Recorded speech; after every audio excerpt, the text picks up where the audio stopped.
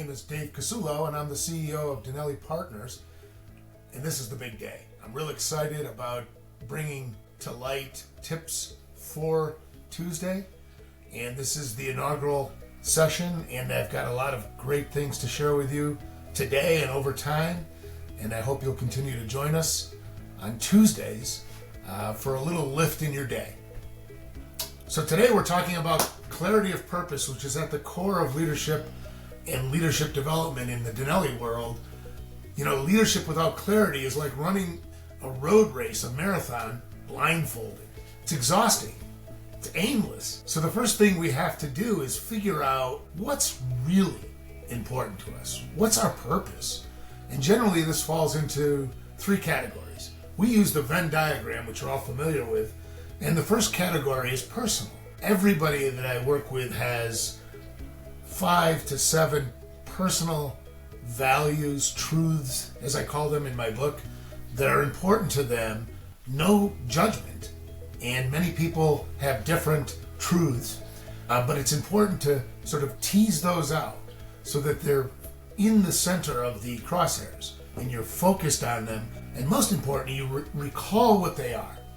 Secondly, similarly, as you navigate your career and your professional life, you have 5 to 7 truths that are part of your professional self, things that you really enjoy doing. Think about times in your history, in your career, in your professional life, when you were in the zone.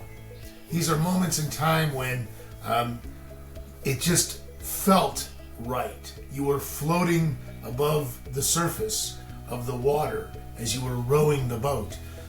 These are times when time just got lost. You didn't even realize that time was passing. What were the circumstances? Who were you working with? What kinds of things were you doing? What kinds of talents were you using that seemed natural? Where were you?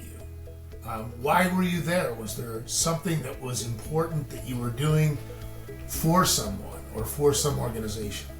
These are things to tease out. The third area, and I call it the most important area, is aspirational. This is like, what legacy do you want to leave? I have 3 children, all married to great people. I have 6 grandchildren, and I certainly at this point in my life want to do something that allows them to see me in a light where they can recognize that that was important to me. And that is community development in a big way. And I won't go down that path too far today, but there will be times when I will during these sessions. The next part of the tip series here today is take the energy audit. Let's see what really lights your fire. Go into each daily event with eyes wide open and your heart open. What's making you joyous? Where do you feel energy? Where do you feel de-energized? It's just as important to recognize when there's circumstances that are sort of draining you of your energy. What are those things? Because those are the kinds of things that we obviously don't want to move toward. We would like to move away from.